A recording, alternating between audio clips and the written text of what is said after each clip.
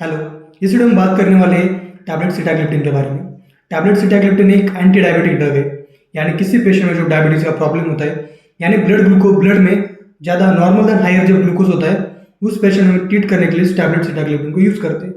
ये tablet single form में भी आती है और विद कॉम्बिनेशन मेटफॉर्मिन भी आ जाती है। जिस पेशेंट में ज़्यादा तकलीफ होगी, ज़्यादा सीवियर डायबिटिक प्रॉब्लम होगा, उस पेशेंट में विद कॉम्बिनेशन मेटफॉर्मिन हम ऐसे यूज़ करते हैं।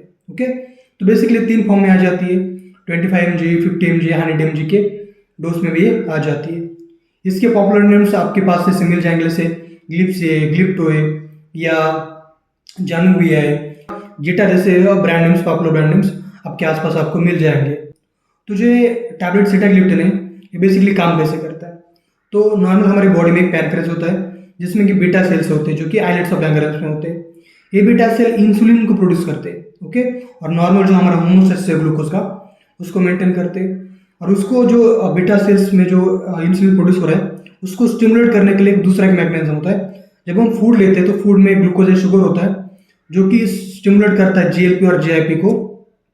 ओके, तो जब जीएलपी और जीआईपी एक संदेशा लेकर जाते हैं हमारे बीटा सेल्स के पास कि हमने फूड लिया, ग्लूकोज लिया है जो ब्लड में जल्दी आने वाला है, तो आप क्या करें, इंसुलिन प्रोड्यूस करो।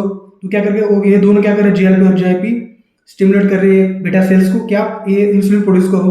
तो ये नॉर्मल हमारे बॉडी में मैकेनिज्म होता है। जैसे फूड लेते ये दोनों जाते हैं और बीटा सेल्स को संदेशा देते कि आप इंसुलिन को प्रोड्यूस करो। लेकिन उसके साथ दूसरा एक मैकेनिज्म होता है जो DPP-4 है, डाइपेप्टाइल फॉस्फेटेज, डाइपेप्टाइल आइनोसाइटल फॉस्फेटेज 4 नाम का ये जो एंजाइम है, ये क्या करता है, उस जीएलपी और जीआईपी को डिस्ट्रॉय करता है, खत्म कर देता है, तो संदेशा नहीं जाता।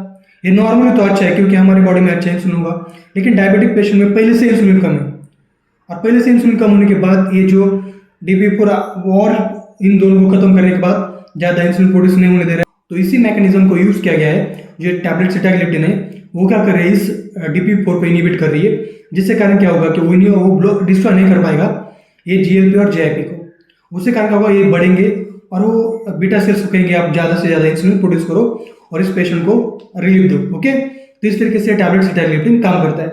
तो ये यूजेस क्या होंगे इसके, कहाँ पे हम इसको यूज़ करेंगे? सिंपली डायबिटिक पेशेंट में, जिसमें कि आपको सिम्टम दिखेंगे, लाइक पेशाब ज़्यादा हो रहा है, उसको होगा, पेशेंट को ज़्यादा प्यास लगेगी, ज़्यादा भूख लगेगी, उसका वेट लॉस भी होगा। ओके, तो इस तरीके के सिम्टम्स उस पेशेंट में दिखेंगे।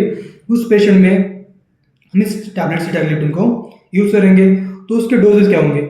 डोजेस बेसिकली एडल्ट में हम 100 mg यूज़ करते हैं, लेकिन डिपेंडिंग ऑन उनकी सीवरिटी क्या है, ब्लड शुगर उसकी लेवल कितनी है, उसके हिसाब से उसका डोज डिसाइड किया जाता है। ओके, अब साइड इफेक्ट क्या होगी?